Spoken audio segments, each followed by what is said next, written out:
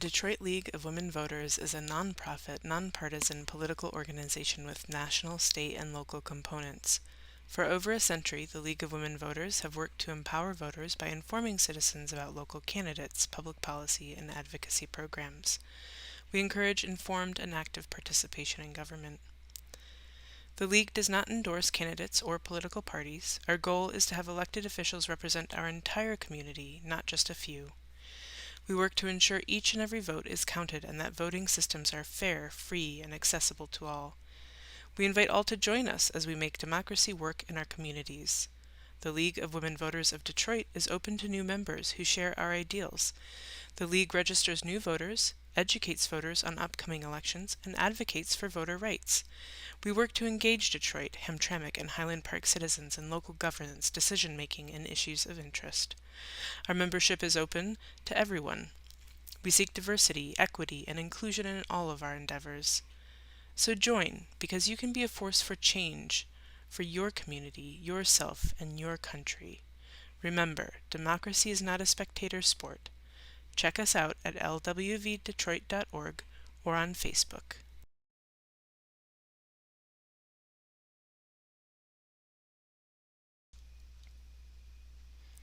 Since our country's founding, thousands of Americans have fought for the right to vote, mostly nonviolently, though their protests were often met with violence. Given the sacrifices made to extend this right, it is doubly disappointing how low voter turnout has been in recent elections. Detroit League member Charles Thomas Jr. draws on his family's 1960s history fighting for voting rights as he launches an initiative to encourage voter turnout in this election year. Michigan, along with other states, is redrawing state and federal districts based on the 2020 census figures. Your district might change, and new voting patterns may not match what you have seen in the past. Two of the giants who still walk among us are Thomas's aunts, Alice Moore and Denise Holt, who took part in voting rights marches in the 1960s. As teenagers, they joined John Lewis and SNCC in all three marches that eventually went from Selma to Montgomery. They will share their memories of those marches and their reflections on the current state of voter apathy.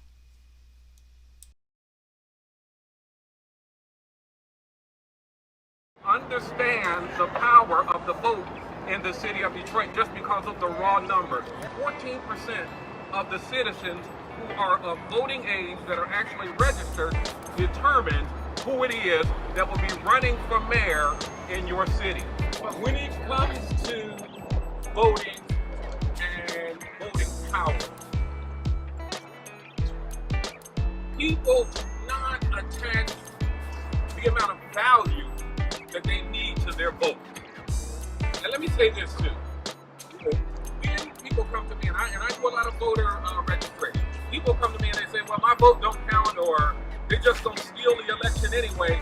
Well, when it comes to that type of statement, what it is really saying is that I don't value my vote. I don't value it enough to make them steal. If somebody came to you and told you they were going to steal your TV, you would put a security on your house. If somebody came to you and told you they were going to steal your car, you would put an alarm on your car. If they told you they were going to steal your bicycle, you put a chain on your bicycle. If they told you they were going to steal your dog, you put a chain on your dog to keep them from stealing your dog, but you don't place the same amount of value on your vote. Not voting is not a position of strength, it is a position of surrender. As Detroit goes, the state of Michigan goes. I've been asked also, and I'm going to do this very quickly, to read the statement on why the slogan was chosen, the wording for the voter turnout campaign. And again, I want to say, this is not just a one-off. This is not where we just have come and gathered to hear my aunts share their stories, but we want to move this into a voter turnout campaign. And so I'll read it as I wrote it. I've been asked, why not when you vote, we win, or when we vote, we win? This conversation is to be conducted in a lane that makes it clear that it is between you and I, it is individual to individual and person to person when it comes to that statement. It is to communicate that the failure or refusal to participate in the process affects me personally, and therefore not participating, I take it personally. It is to elicit a level of discomfort from the individual in the message so that every time they engage with the message, if they are considering not participating, that I personally want them to feel uncomfortable. Uncomfortable because of how it negatively impacts me personally. Uncomfortable because of how it negatively impacts my home and my family. Uncomfortable because of how it negatively impacts my community, negatively impacts my city, negatively impacts my state and this country.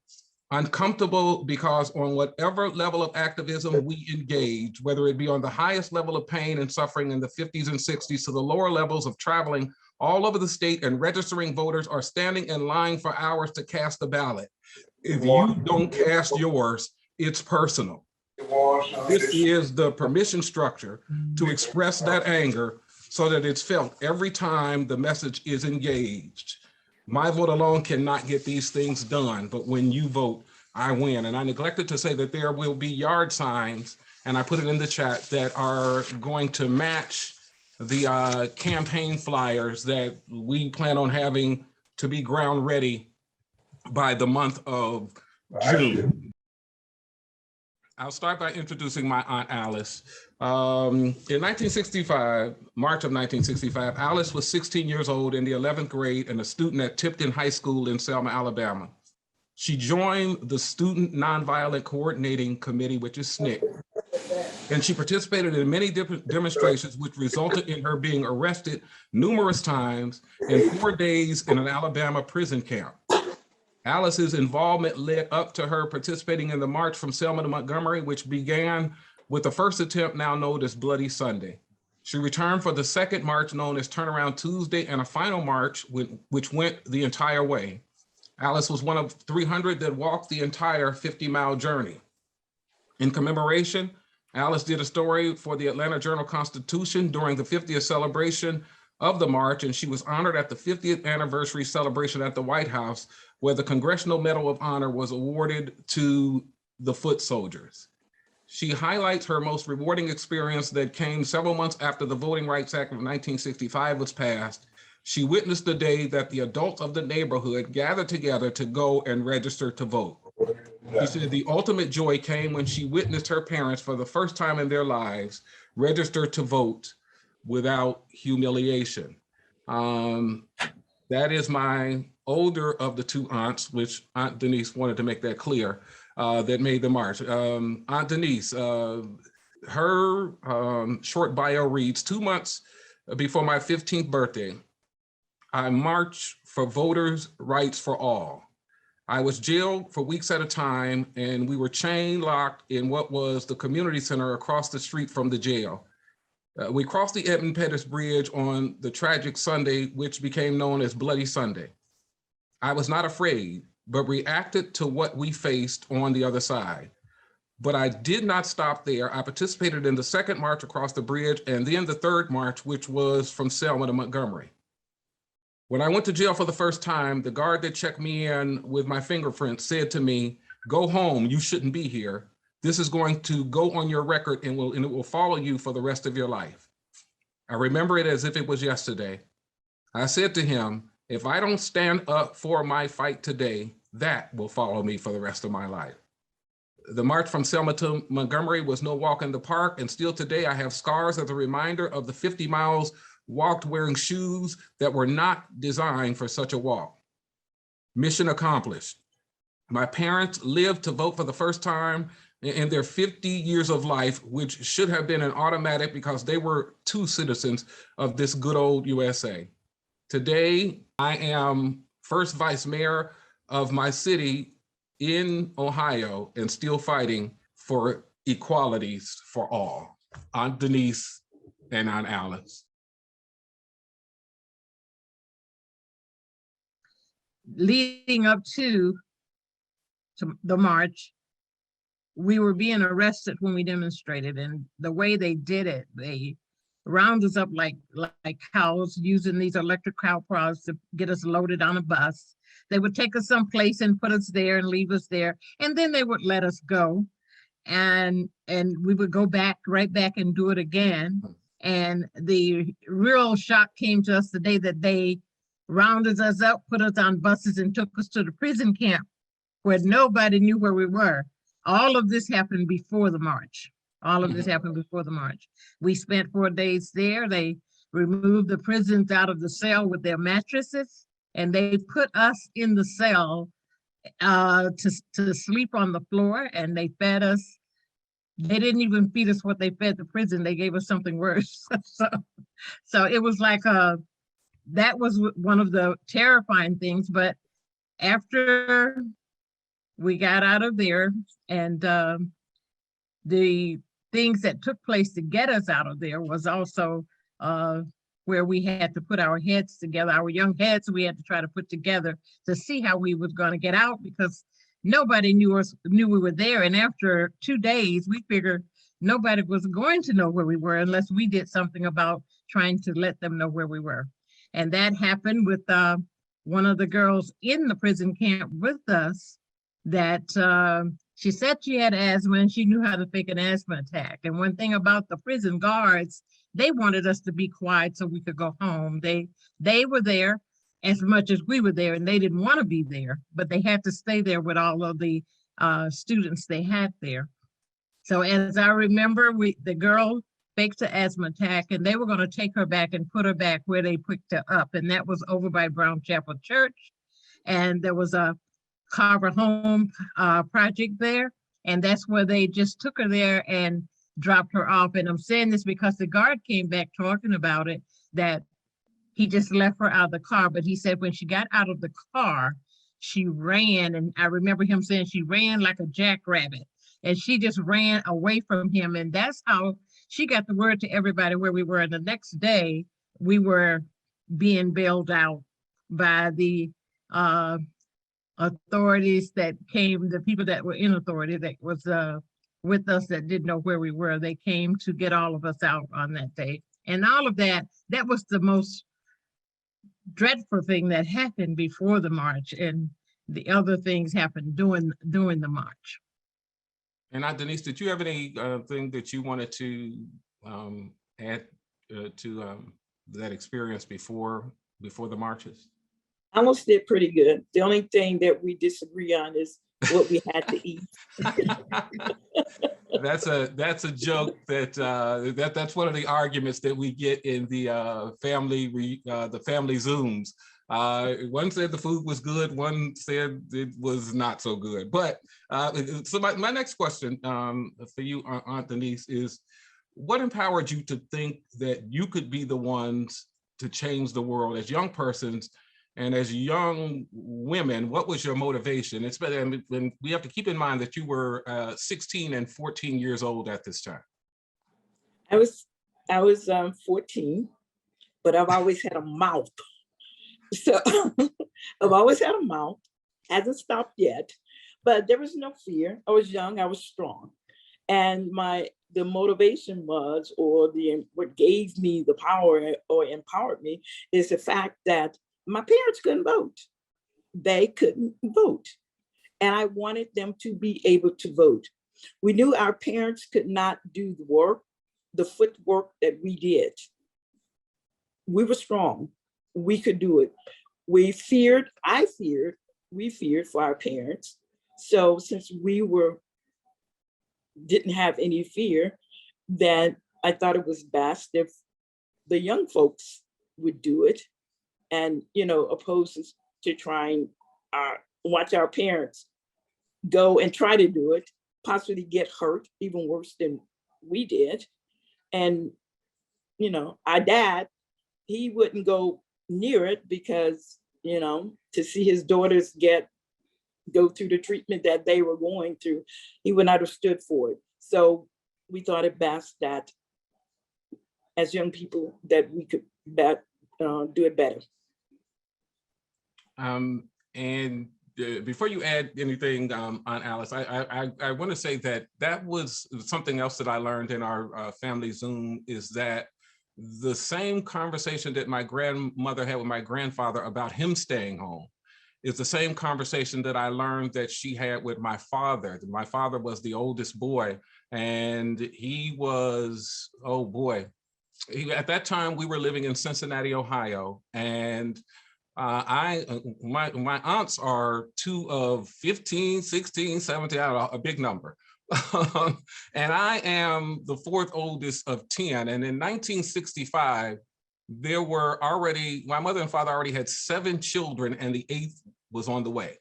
And he wanted to come back. And again, the same conversation took place with my father that took place with my grandfather, which is his mother told him, don't come down here because they will kill you. You will not make it out alive because you don't know how to act. Stay where you are. Stay where you are. And Alice, did you have anything you wanted to add to that answer?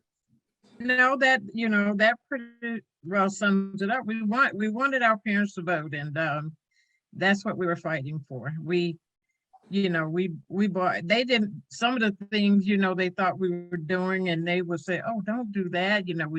We boycotted the bus, the little neighborhood bus. We boycotted the windows we had to go to get a hamburger. We didn't do that any longer.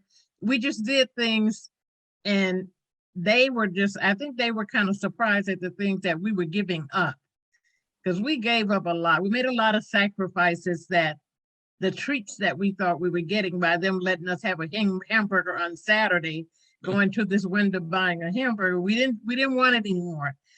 And what the luxury we had of riding this little bus downtown to just go downtown once a week, we didn't want that anymore. So we stayed off of the bus and put the bus out of business. It's just things that we did, and because we wanted them to vote. We wanted them to vote. We were just playing defiant. You We're going to win this fight.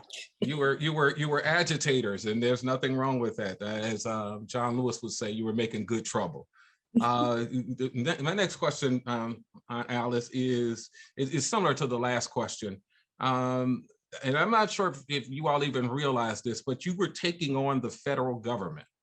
What gave you the belief that you could be the ones to push the federal government to change? Yeah, that question comes. I didn't realize I was taking on the federal government. I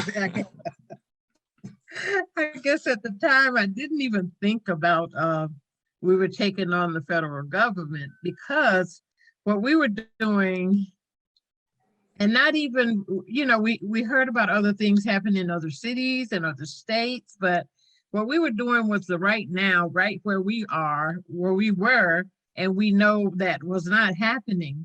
And we were fighting basically for what was going on right there in Selma, which affected other people in other places, and it did lead to the federal government. But I don't think we, at that age, really brought into consideration that we were taking on the federal government. But, thank God that what we did affect the federal government to make a move to do something. So I just didn't think that way. It wasn't even a forefront in my mind about we were taking on the federal government. And Aunt Denise, did you have anything you wanted to add to that at all? Or any thoughts? What were you thinking as far as, or were you even thinking about the federal government? No, I didn't have any idea. None. As I said, we're being defiant. We were on a mission. And I guess had we known, we would not have cared, because we were on a mission. Okay, and let me say too, yeah, that I think we have to understand that activism involves agitation, and agitation leads to change. And you all were, well, you still are agitators, but yeah, we'll move to question number 4. I believe this one goes to Aunt Denise. What lasting impacts did participating in the marches have on you and in your life? Well, the one major impact was the fact that my parents were able to vote. But then it made me, even in my life today, since we are really back to where we were back during those Jim Crow days, that we're back there again.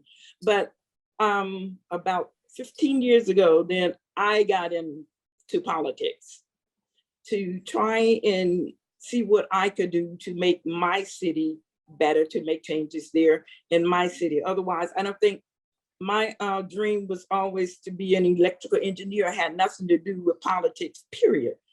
But so I got involved in politics and voter registration and all of this to try and keep it from getting back to where we are today.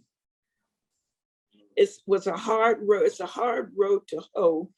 And because the people, the younger folks today, they don't have the energy, they don't have the interest that we had when we were kids. And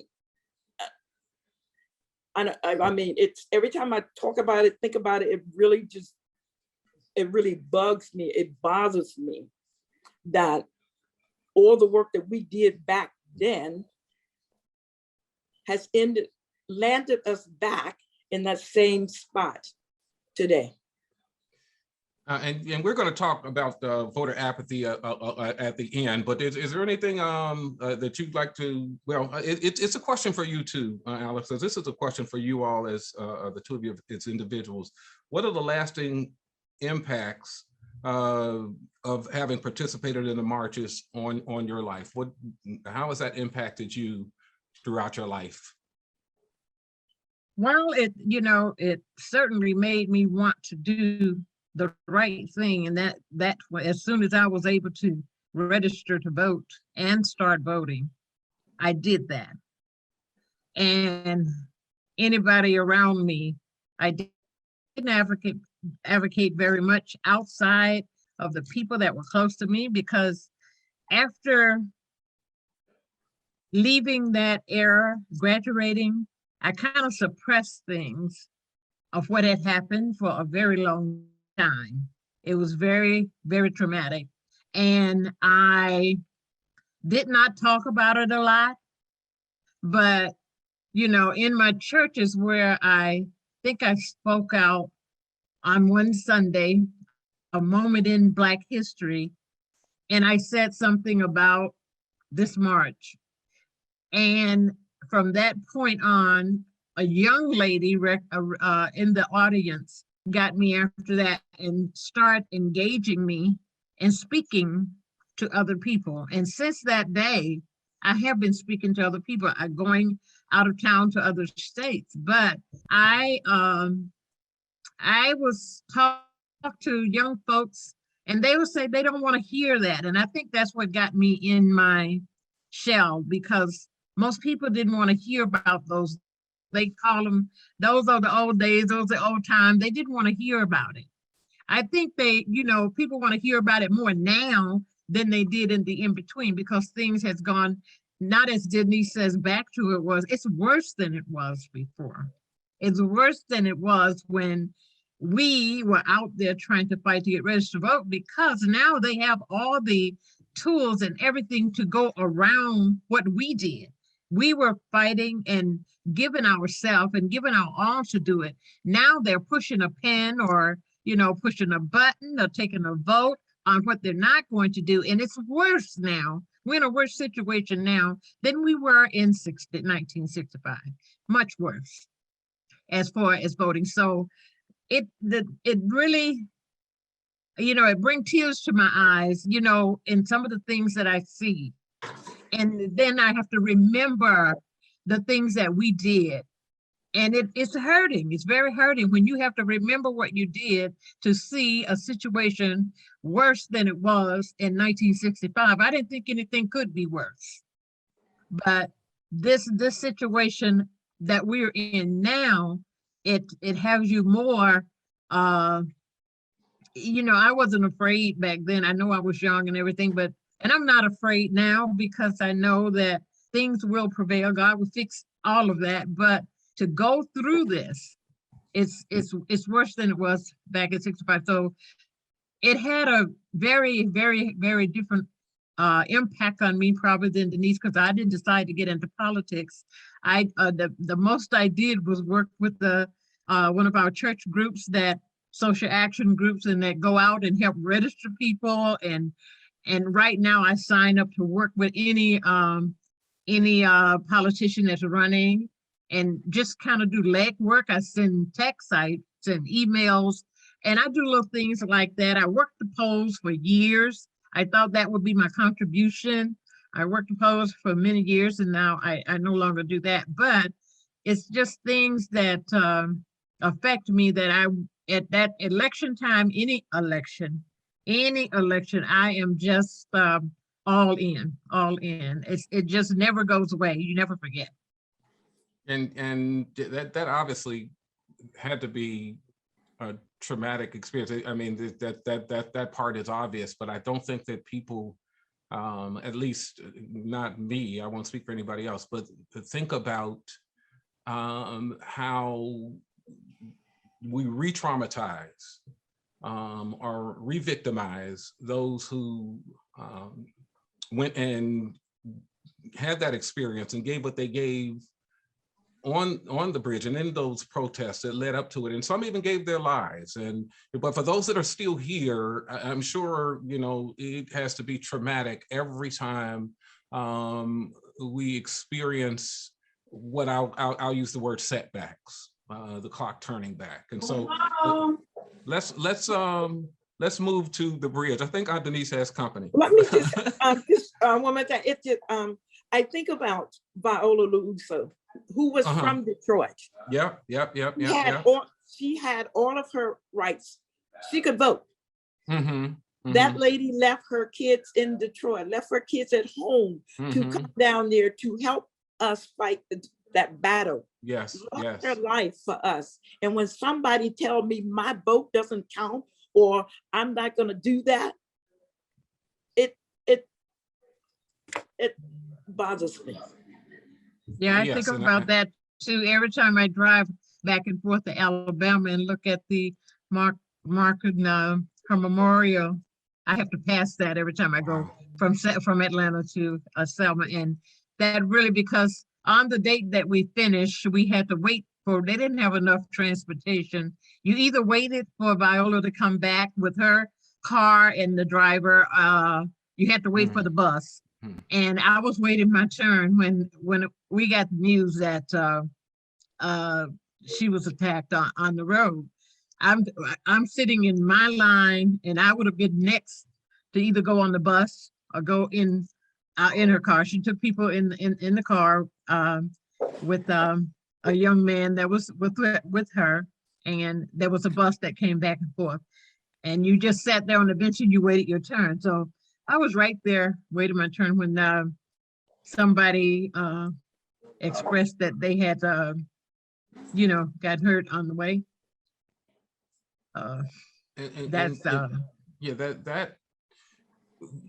it has to be something. And again, we hear the stories, but these are people that you got to meet personally, and you were personally there and experienced it. And again, as we see the things that are happening today, I'm sure it has to be traumatizing. And before I move on to the next question, I just want to say that it is that same spirit that I try to tap into when I think of all that you all went through, where, you know, I am trying to do what I'm trying to do. And I know I'm in an environment right now where raising your hand or lifting your head up above the fray, well, it can be dangerous. It can. And so I understand that when you launch out, you know, and you single yourself out and launch out, it's not a vanity project. Yeah. If I didn't have to do it, I wouldn't. I would, when I'm talking about the voter turnout campaign right now, and then we'll get back to the question. If I didn't have to do it, I wouldn't. I wouldn't put my name on it. I retired in 2013, wanting to never have to work another job again. I'm not looking for work, but I tap into the spirit of my aunts and all those that were along with them when they went through these marches, understanding that as we lose different things, those are things that they suffered to gain, and we should not be so cavalier and laissez-faire as we see them go away. So with the next question, I'm not even sure, I think it's on Alice I'm supposed to be on right now. So on Alice, let's go to the bridge. Let's go to the bridge. How would you describe the atmosphere of the marches, and how were people approaching the marches, your activism, and how did you feel during the marches? Well, I was already then, I was all in. Bloody Sunday I was all, I was all in on Bloody Sunday, ready to march. My mother brought us, to the bridge. I brought us to the church to get ready to go across the bridge. And we didn't know that we would be turned back on Bloody Sunday. So we were ready to go, but it so happened when we got to the bridge, and my sister and I was closer to the front. We were together, of course, and the thing that happened on the bridge when we were attacked by men on horseback with gas masks on, and they were spraying tear gas and hitting with billy clubs and everything, and I got so much tear gas, I ran down by the riverside, and we had been warned that things like this might happen, but we didn't know that it was going to happen. And when I ran down there, and I, finally came around, and I couldn't find Denise anywhere, and I just began to, I felt angry, and I was overcome with the tear gas, and I felt angry, and I just went, all I could think of is I can't wait to get out of here to do more, because I was upset with what had just happened. And that was the first march. The second march, we knew that we weren't be going all the way. It was going to be a turnaround march. We had people to come from all over the world, more people than I've ever seen in Selma in my life, that came in protest of our Bloody Sunday, which was a turnaround day. And in the third march, I'll just tell you about all three while, you're on the march. It's the third one. We thought that we were going to go. We kind of planned that way, and we did. And there were a whole lot of people that left the bridge and went across and started to walk for so long. We had 2-lane highways and we had 4 lanes, and only so many people could go as far as the 4-lane highway would go. I don't know how we were selected, but it was 300 people that walked all the way. And Denise and I were in that 300.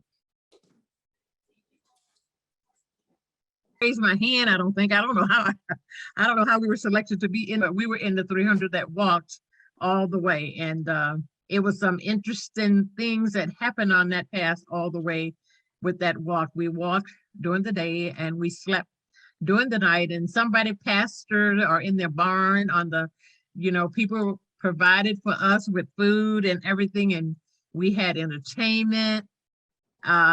Even the clans broke into our campsite a couple of nights, but that didn't seem to rile anybody that much. So because they were not, we had the Alabama National Guard that were our protectors. And I was kind of concerned about them, because as they protected us and we were walking by someplace, some of them spat at us, they were spitting, they stood at attention and they spat at us. And I wasn't too sure about their protection, but we had some other friends that, we kind of stayed close. A lot of us didn't know each other, but from our school and neighborhood, we knew some people. We kind of stuck close together. And it was just so rewarding when we did reach Montgomery, and everybody else met us there that did not walk on the other side, and we marched together to the Capitol. So that was very, very rewarding. The walk was all worth it. I mean, the rain, the wet, the shoes tearing up, the blister on my feet, they all kind of, disappeared once we reached the spot where we were supposed to go. And I'm sure that had to be really, it was devastating. Really traumatic. You losing you've been charged with the custody of your 14-year-old sister, and you lost her. But Aunt Denise, do you want to just share with us your experience at the time, on the bridge? At the time, she probably didn't care about losing it, because. But like as Alice was saying, she doesn't know how we were chosen. We are chosen people. We're God's people. So that, and we're people that are serious activists. We were people with a voice. We didn't know it at the time, because after the tear gas hit, like Alice said, she got a lot. I think we got a direct hit The next thing I knew, somebody was dragging me and I couldn't see. And I didn't know where Alice was. But like I said, that was God's plan. It was a plan. God planned it that way. Yeah, and I remember in one of our sessions, Aunt Alice said, "I think I got all the tear gas."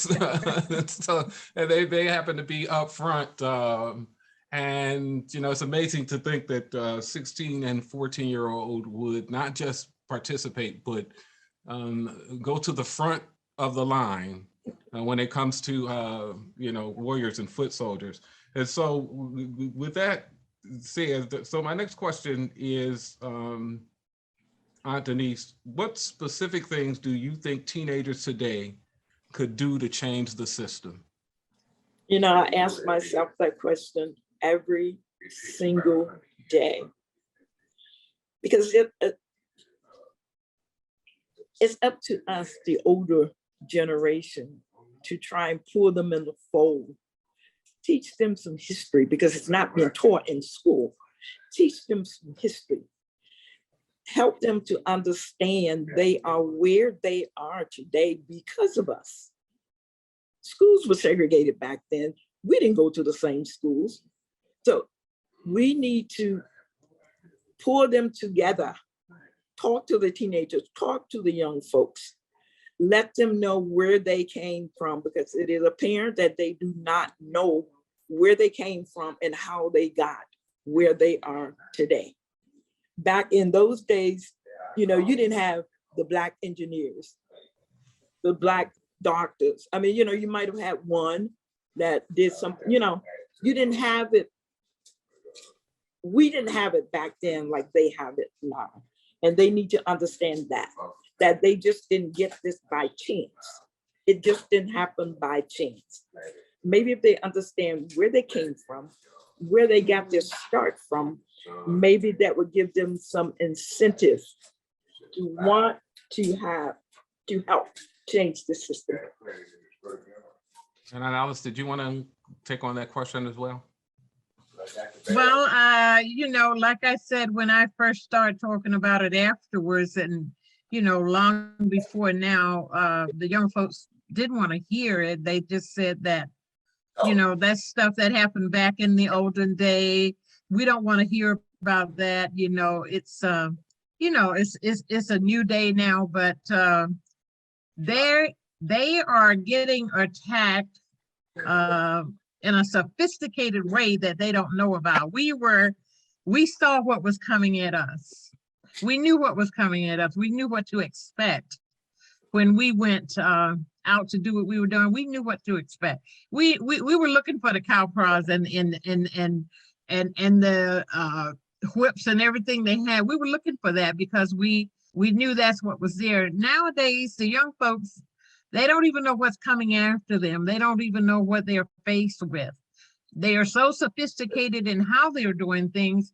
They are, they believe, and I know they are smarter than we were because they have more opportunities to learn the way of the world, the technology, and all the stuff that they have learned that we did not have. We didn't even have a camera to take pictures of what we're doing. So they have a lot more, and in their mind, that what they have and what they're doing, I think they feel that they can conquer the world with that. But there's somebody out there is trying to keep them from conquering the world. And I think that's one thing, if we can get through them, that you're being attacked and you don't even know that you're being attacked. Your rights are being taken away from you and you don't even know that your rights are taken away, because what you do, you think you got privilege and you think you're going to have it. I mean, we've seen so many things happen to young people that they should start to register with them that, like quite a few things are happening to young people that are not doing anything wrong. They're just, they're just being, that is hate against them because of the color of their skin. They're not telling them, I don't want you to vote. They don't want you present at all, But I think the way we can get our young people to really stand up and look, and we can get them to see where how they're being attacked, how their rights are being attacked. If we can do that, and I think they'll respect more what we did and how we did it. I know nobody wants to be nonviolent anymore, but that's how we got to where we got by being nonviolent. We took a lot of stuff, and you know, the young folks, they're not about to do that, but they need to do with their minds. They need to find a way to work through things that they can get ahead of those people who think they got the best of them, and they can do it another way. We stood and took the physical attack, but they should take on the mental stage of learning how to fight back and win with their mental stage. You know, they don't have to take the beatings like we did and the jailing and all of that. They can do it with their mind, but they have to think about that and really put that in the forefront of their mind, that they are really their democracy is being attacked right now. We're old, and we're trying to fight for our children, our grandchildren, that we don't know what kind of world that they're going to be living in. So they need to really exercise the right to vote, and the exercise to be anything that they want to be, and to strive for anything they want to strive, no matter who's up there pushing the buttons. And I think that's what gets, if I can use this phrase, lost in the sauce, is that you have a generation, and now generations, that are being born into accesses. They have inroads to things that your generation did not have, and you know, there's this belief that it's always been like that. There were always, and again, it's not that they are equal, it's not that they are vast, but there are some inroads, and definitely more inroads to what we would deem as success today than there was in 1950 and 1960. And so I think that that's the detachment that you know, we have to get beyond. But we don't want to be reactionary, as you said. I mean, we want to be responsive. And again, the first form of response and the greatest leverage when it comes to activism that has the potential to gain the most is simply voting. Is simply voting. And I just believe, and I'll say it, I believe that we would not be where we are, wherever you want to see the political process, however you view it right now, it wouldn't be what it is if more people participated in the process. And I'll say that, and then I'm going to skip question 7. I'm just going to do question 8 to leave time for some of the questions that are in the chat. And I'm going to ask Ruth if she would, you know, when she gets to the questions, to just leave me 5 minutes at the end so I can go back to the flyer and to the website, because that did not get captured in the recording. And so this last question, and then I'll excuse me, Charles. I yes. just wanted to say, I've had a request to have your video in your presentation again, because I missed it in the recording. Ah, okay. All right, sounds good. Question, this is the last question for both of you, and then, like I said, we'll allow Ruth to kind of sort through the questions that are in the chat. And this is the one I said that we definitely need to talk about. What would you say about voter apathy today, and those specifically who fail or refuse to exercise their right to vote? And I know we've spoken a lot to it, but now if you want to speak directly to it, here's who wants to go first? Well, I was really hit on it already, you know, about the children need to understand. Well, I said they need to understand where they came from. They're not aware. They're not aware. They need to be made aware. There's no awareness there. Like Alice was saying, they were born in what they think is privilege. No. And they're not aware. They are just absolutely not aware. And we as older adults need to make them aware of what,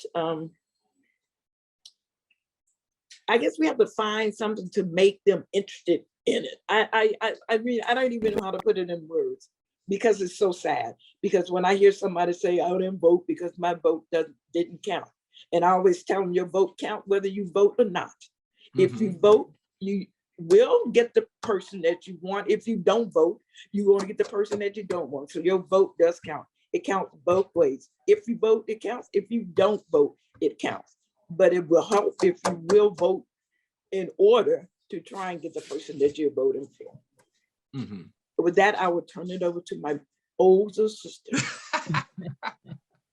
Well, I think, you know, voting, if those people who don't want to vote, they shouldn't take any other participation in anything that is solved from voting. You know, you have voters that vote for certain things and they get it, and then the person that didn't vote get to reap the benefits of what you have voted for.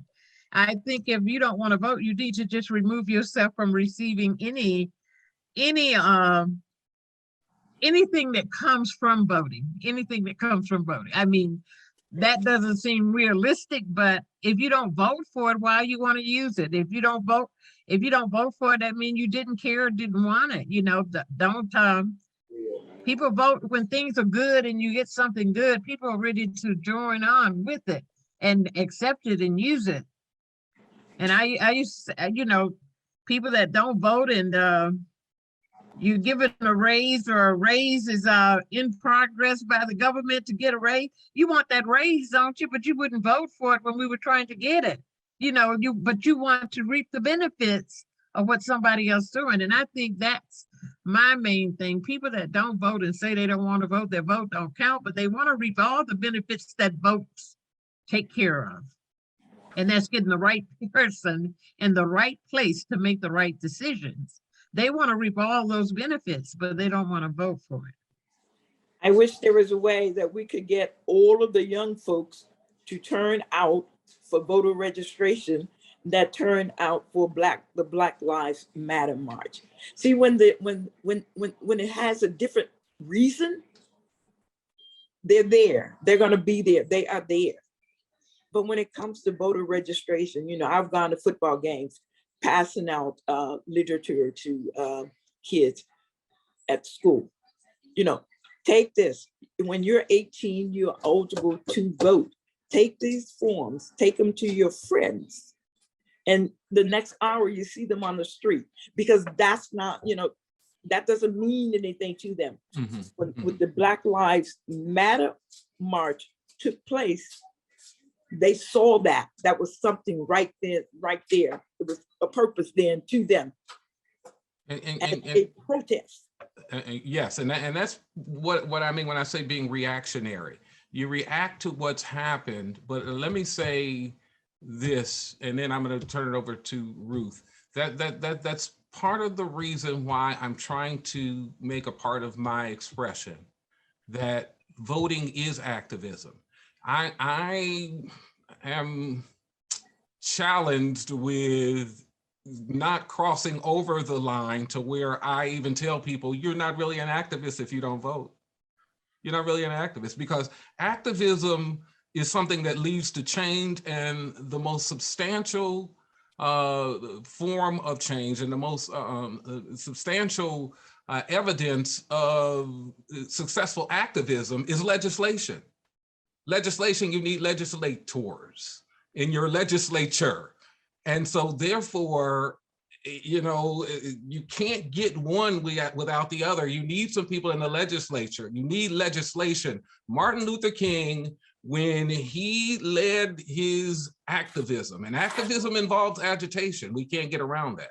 But when he took part in the activist movement, he understood that in order for this to be successful, it has to end in legislation. It has to. And so again, I'm trying to stay, you know, as close to the line as possible without totally crossing over with telling people, you're not really an activist if you're not voting. I'll leave it at that. Ruth, go ahead. Yeah, Charles, I'm going to keep you talking. I think I have my first question, and I'm sort of making this question up. It's not in the chat, but I wonder if you can reflect on your experience and how you have maintained your resiliency to fight for voting, to get people to vote. What is inspiring you to create this public good initiative called When You Vote, I Win? How are you able to maintain that level of passion and excitement and enthusiasm? Well, I think that's a question for me, because this is kind of like something that I've taken on. And again, that just really boils down to, you know, what I know, what I see, and what I feel. You know, because I'm just a generation away from the two young ladies you see on the screen. They are, you know, two of my father's younger sisters. And so therefore, there's not this large gap between my age and their age. I'm sure that they would want me to say that, but yeah, I feel their heat and their passion, and they make sure that I do. And so I'm just trying to carry that on and say, just like you raised your hand and you stuck your neck up above the fray, I'm going to do the same thing to carry on that legacy. Do you want to share the flyers that you've made now for a moment? Well, I can. Let me see. Okay, again, this is the website where people can go and they can log on gotvmi.org, and you can sign up to where you can go, you as an individual and you as your organization. We're looking for even tonight to go in, sign up, say, you know, check the boxes that you feel are representative of where you are and what you need. Commit to voting, commit to how many you would like, or that you're going to say that you're going to go out and commit to vote. Activating activists again. We are activating activists and creating modern day foot soldiers. That's what we're doing. This is not a one-off. This is not just where we get to hear my aunts that tell their stories where they've given up their time. Because I'll say this too, there are other people out there that tell their stories and they monetize it. And I don't hold that against anybody. But my aunts come and I can't let it be a one-off. So again, gotvmi.org, and you can leave your contact information and submit it. And if you want me to contact you, I will, and I will come to wherever you are. Like I said, if it's to come and speak, I'll come and speak. If it's to come just to hand out flyers for you to engage in the conversation with the individuals that you are seeking to agitate to get involved in the process, I'll give you as many flyers as I can get my hands on. I have a printer that has come on board, and he's helping me to print these flyers. But that's the website. And then this is the flyer that I will be putting in your hands. When you vote, I win. And that QR code on the bottom, if you scan it, it takes you directly to that website that I just showed. But as you can see on the left-hand side, you see the pictures. The one picture, yeah, that's you see the two different pictures. The one on the far left is Aunt Denise, and you can see how small she is. And I don't know whether that's how she got the nickname, but she is actually Aunt Tiny to us. So you see their pictures, and we get to kind of tap into their experience of the language in the left column. The right column is just the speech that I gave down in front of the Spirit of Detroit, not knowing at the time when I gave that speech that all of this was going to happen. None of this was planned, but it all came together. And yeah, I'm looking to go out and do what they did to me. They activated me as an activist, and I want to activate more activists as well.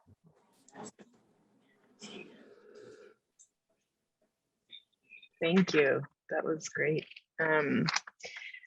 The first question was largely for your family. How did your parents feel about your activism, especially when you might have gone missing to a prison or a prison camp for who knows where, for how long? that you might have a record, that you might have all of these things that would have long-term impacts on you and the family. Do you know how your parents felt about you marching and all of your activism?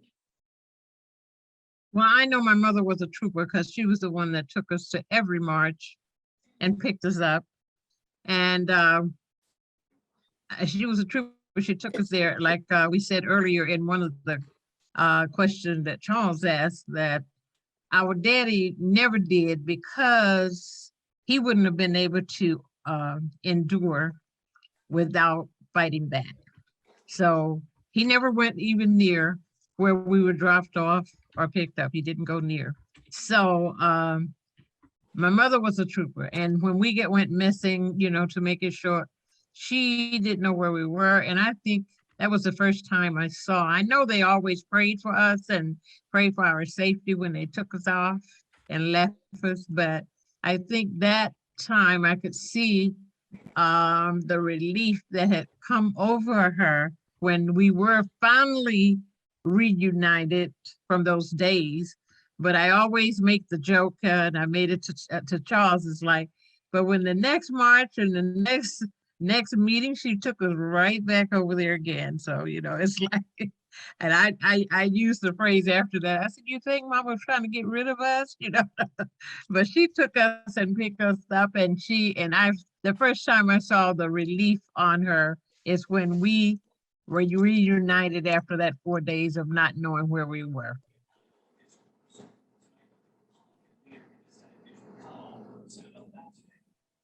Denise, do you have anything to add to that? I did to what Alice said, you know, yeah, our mother was really, really a trooper, but she was a praying lady. So, you know, when you pray first, put God first, and things, you know, they usually work out for the best. I'm sure she was afraid, but, you know, through prayer, I feel that she believed that God was going to bring us back. And so your father didn't participate or take you to any of the marches, but he also didn't get in your way. He didn't say, don't go, or did he? No, he never said, don't go. No. He was glad we were going. He was glad we were going. He just could not withstand what we were going through, because he really wanted to vote more so than my mother, you know, being the man and could not vote and being humiliated, you know, having to count the jelly beans in the jar and everything and do all of those things. You watch them come home every time and they wouldn't, and never came back registered to vote. So it gave me more joy to see him than, I mean, the whole neighborhood got on the back of a truck and somebody drove them all at one time to go vote. But it gave me more joy in seeing him register to vote because he was a happy man. Nice. Here's another question, sort of following up on that one. It was strategic to use children to protest. What do you think about inspiring children specifically to get involved today in voting rights activism? Maybe Denise, do you want to start?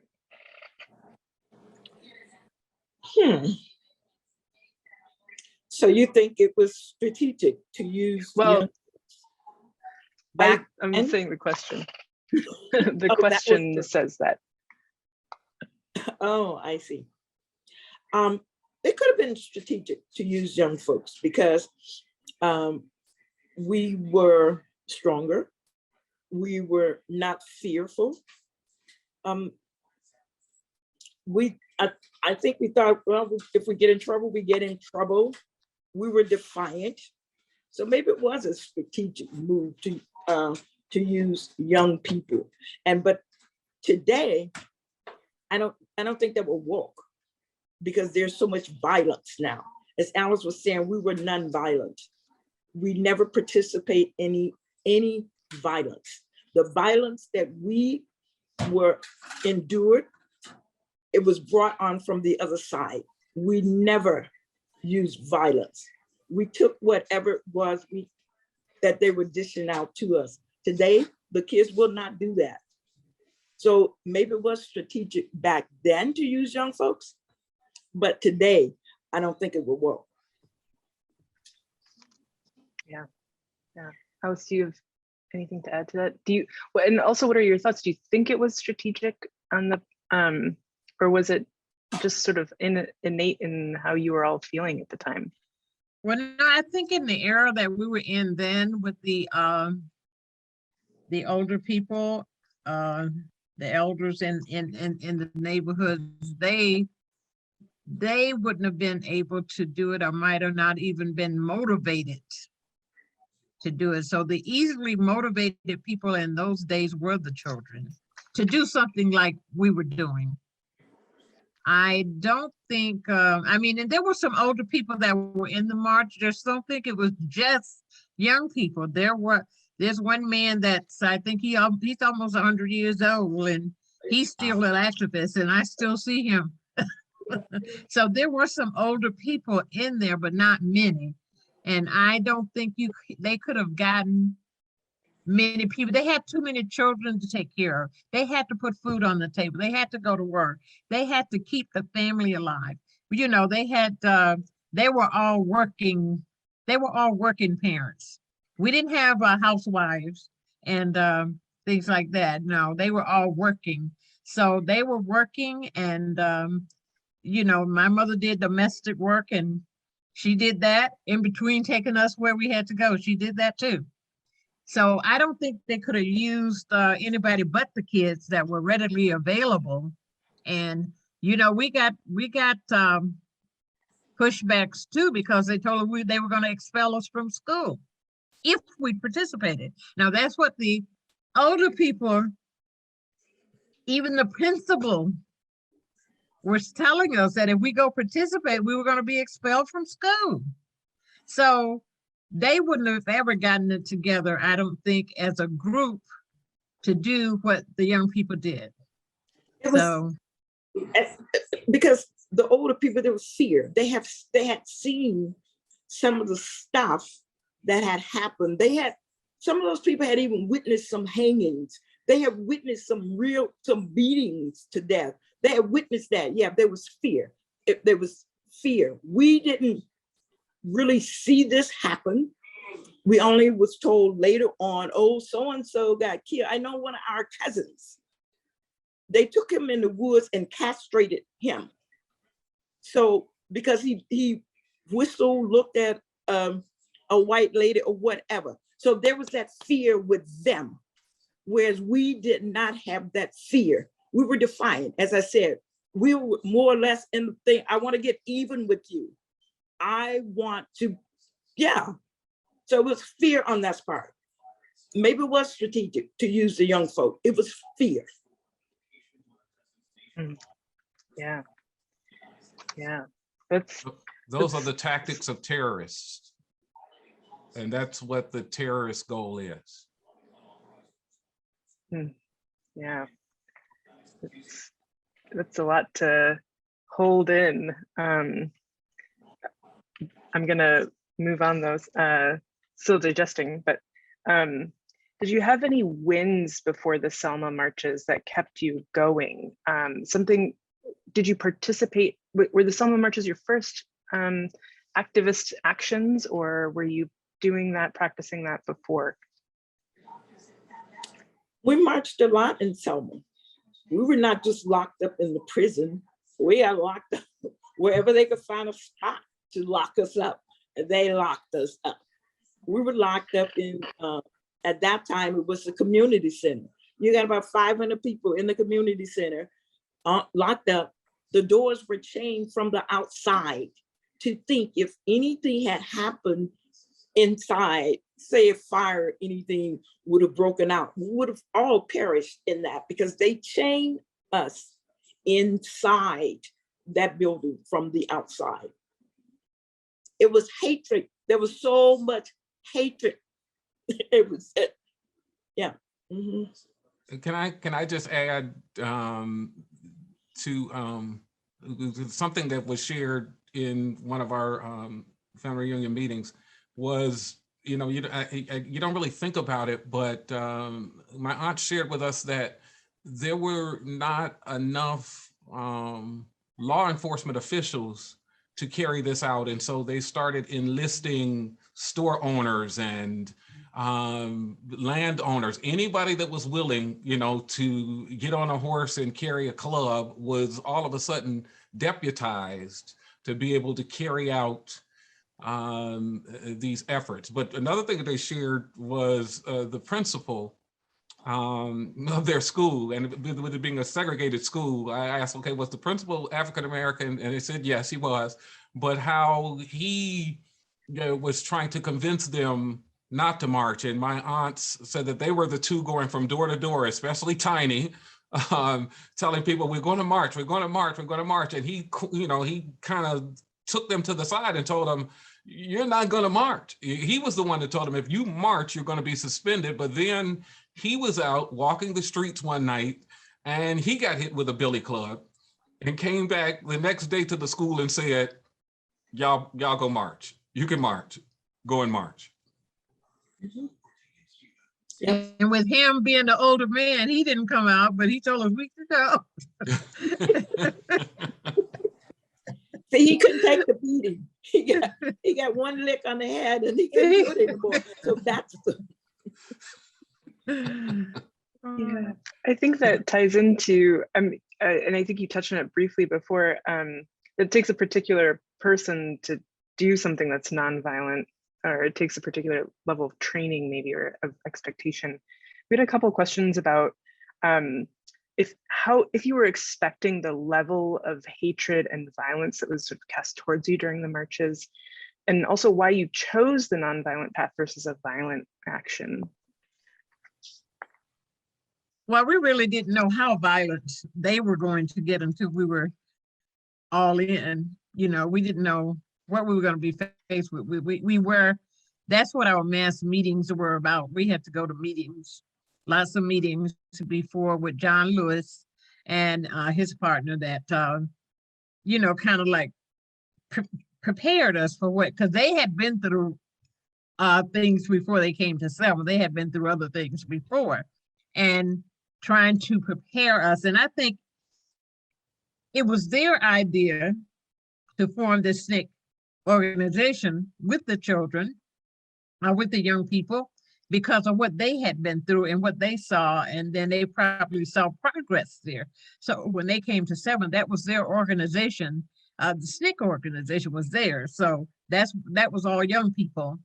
And we had many mass meetings, many meetings training us, telling us about nonviolence. You know, we couldn't carry anything with us that looked like nonviolent, and nothing that to say that we could fight back. No knives, no forks or anything, nothing that we could fight back with. We were going in as we were, and that was told to us, and we understood that.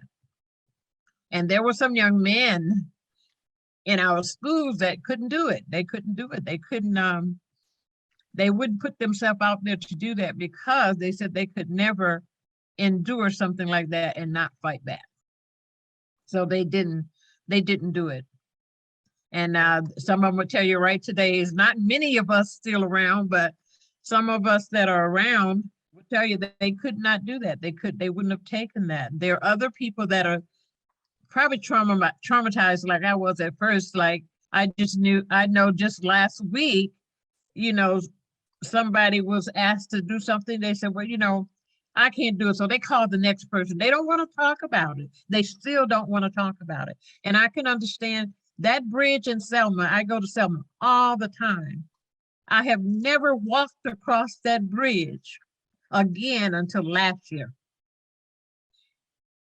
And that was the first time that I have walked across. I have driven across it, but the feel of walking across that bridge again, I had not done that until last year. If somebody go with me and they want to do that reenactment of walking across, they can go ahead. I wouldn't go with them. Even my daughter, they wanted to go ahead. They could go ahead, but I wasn't going to walk across that bridge. And last year we did a virtual celebration, and they wanted a reenactment of walking across the bridge. And I said, oh boy, I'm going to try this, you know, and I did, but it was a real, you know, and I can understand how some of those people, young people, could not do what they did because, And right now, a lot of them still can't talk about it. Yeah. They won't talk about it. And there was a news article in the slideshow I made about not celebrating, going to commemorate, but not celebrating it. That maybe is something that a good way of phrasing that too. I think sounds like it was a real trauma and it wasn't something you're wanting to remember or celebrate. It's something you're Right. memorializing maybe. And the celebration they had for the, it was like Bloody Sunday in the March. It was a real celebration. And when I didn't participate in the celebrations until that year, and I asked some of my younger relatives that I knew that was looking forward, they call it the Jubilee, and they were looking forward to the Jubilee. They had entertainment, and it was just like a big party. And you know that they didn't even know what they were celebrating. They didn't know what they didn't know what they were celebrating. They just knew this was something happened every year. And it was a big deal in Selma. And they took part in all the activities and all the partying and gospel. We had gospel programs. We had fraternities, sororities, and everybody coming back, and everybody just kind of enjoyed the whole weekend. We had storytelling. Those were people there. Some people knew what they were there for, but the people that I asked, what, did they know? They had no idea what they were celebrating. They just knew it was a big celebration in Selma every year in March. And that's one reason I protest against that. And I said that year when I did that interview, I'm going, but I won't be celebrating. I will be remembering. And that's where that statement came from. And I did the interview, but I did not, and I have not crossed that bridge again on foot. And I don't know if or when I will ever be able to do that again. Yeah. It sounds like you've answered this question a little bit, but I wonder if you have any other words to add. How do the people in Selma see the protests today? What's the atmosphere there of that historic event? Is there any memory of it? Well, I don't think could people probably answer that better. I live in Ohio, so I don't get back to Selma often. Well, the people there, the only people that take interest is the people that had taken a part. And some of them are still there, and some of us are close by, that in the surrounding areas, and Georgia, Savannah, and here in Atlanta. And then there's some in Birmingham, and I think those people, Tuskegee, those people are still trying to keep it alive. And the children there, I don't think take real interest, and I'm not going to speak for all of them because we have good participation. Like when we did the virtual celebration last year, we had a lot of virtual participation and a lot of young children, and they were not even teenagers yet, like we'll say 12 or 11. They seem to be taking more interest and doing more things than the kids of our age, like 16 and 14. There might have been a few 14s that wanted to participate.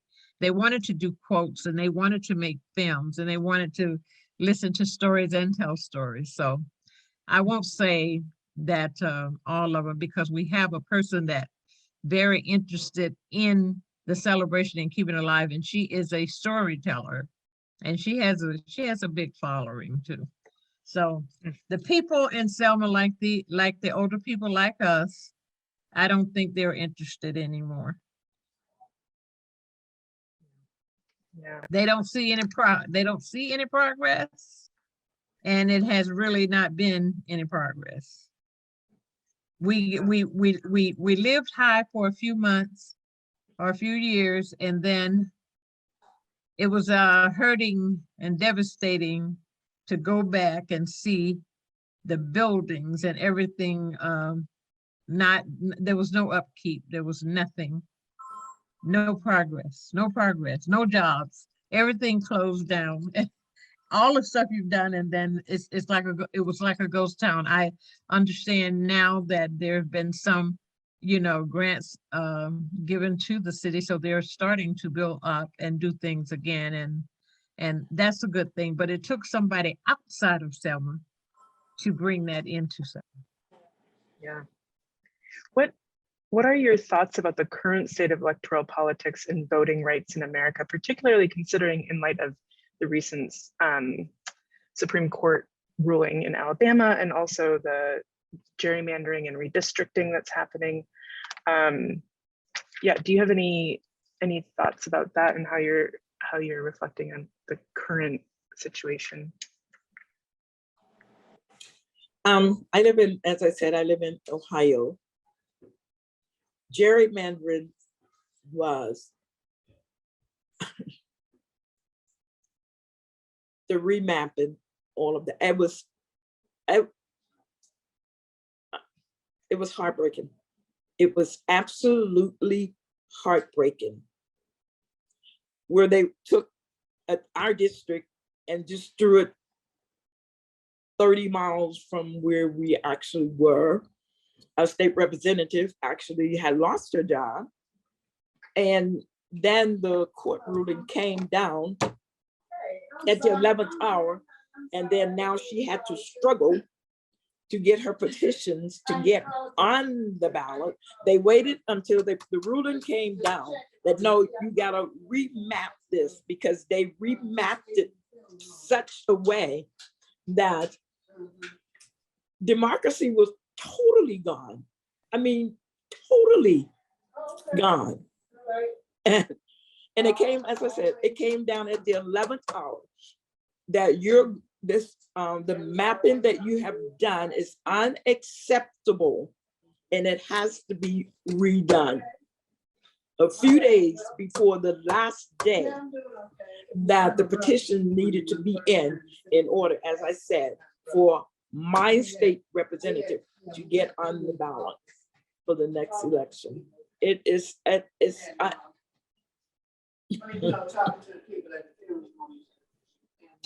Words can't describe it. I cannot describe what is going on in our country today. It cannot describe it. Go, Alice. Well, I have no words for it. And that's something that I wish the younger people would catch on what's going on. Cause see, that's one thing right there. It's it's not helping them, and they need to take a look on that and see, be focused on that and see what's happening. But I don't think we might sit and see what's going on and really be bothered about it. I think it's just not, some people are just not awake to what's happening. They're not awake to it. There's no, like she said, there's no words for the measure that's being taken to eliminate your vote. And you don't have to try to not vote because it's being taken away from you anyway. So, they're trying to eliminate the vote. So it's like, and they are not seeing it. Can I speak to that a little bit too, Ruth? And I'm not sure how much time we have left. I think we might be over time. Yeah. But what I say to that question when it comes to redistricting and what's going on with the Voting Rights Act and these court decisions, well, what I feel like I need to do is to bring it back down to the individual. It's all the more reason why we have to vote. And I'll say this too, and I'm just moving it back to a conversation about the campaign, if you all don't mind. that's all the more reason why I feel like we as activists, because most of us in this meeting have to also feel comfortable with expressing our frustration with the people who are not participating as well. We have a right to feel frustrated, with just as much as we have a right to feel anger and frustration over what's going on in DC with the Voting Rights Act. As much as we have the right to feel frustrated about what's going on in the Supreme Court with some of these decisions, some of the things that are going on in the states when it comes to the state legislatures and what they're doing, we have a right and we have to feel comfortable with expressing our frustration with those that are not participating in the process as well. And so some of it is not within our hands as individuals. I don't have the chops. Now my league president does, but I don't have the chops to go and make an argument at the Supreme Court. I don't have the dossier to be able to go up to, you know, to DC and stand in the chambers and make anybody. I don't have that room for expression, but I do have the room to express myself when it comes to my vote. And so if we feel like that there are maps that are being drawn that disadvantage us, if we feel like we're being disadvantaged in DC, if we feel like we are being disadvantaged in the Supreme Court, that's all the more reason why we need to turn out and vote. This that is happening right now, especially when it comes to the maps, we're in a 10-year box now. You know, as far as the individual citizen, there are some things that are still left to play out in the courts, but whatever happens, that's going to be for the next 10 years. And I just believe that what happens in the next year might be a statement as to who we're going to be for the rest of this nation's history. And so I say that's all the more reason. I just believe we have to get people engaged in the process with whatever voice we have as an individual. Agitate people on whatever level you have to agitate them on, and speak to them in your own voice. Speak to people that I can't speak to. There's people that may never see this video, but you talk to every day. Talk to them. Talk to them in your own voice and let them know that you're frustrated because they are hindering the process, as opposed to doing even just the smallest thing they could do, which is going and casting their vote. You know, that doesn't take anything compared to what's already been sacrificed in order to get the vote and maintain the vote.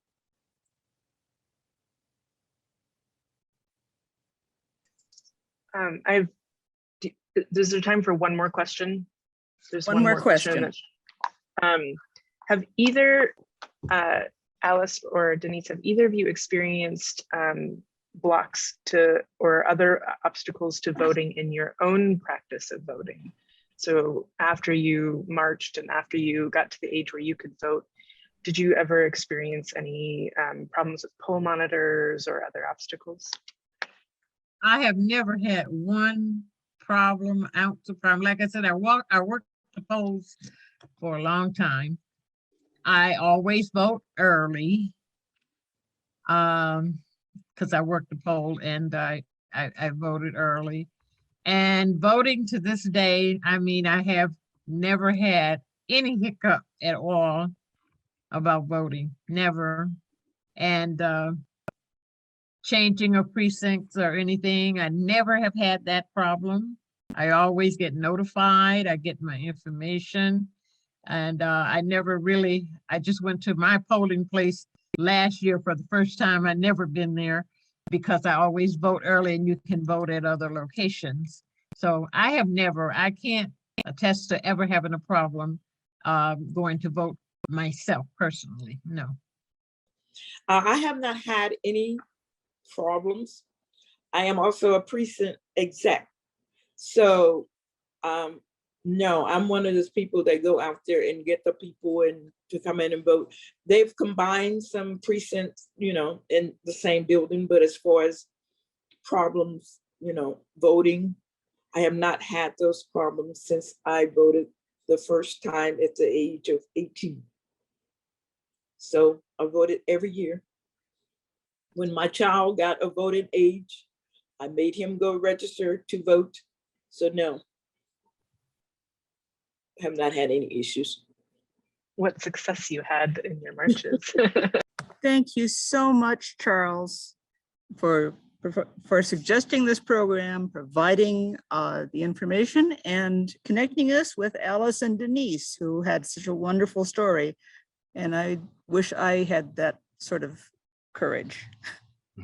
Well, thank you so much for inviting us to share with you all. Thank you so much. Thank you. Thank you very much. We do have another program in 1 month on March 8th. Cheryl put something about it in the chat. It will be on voting access for people dealing with disabilities. We don't have it defined enough yet for the listing.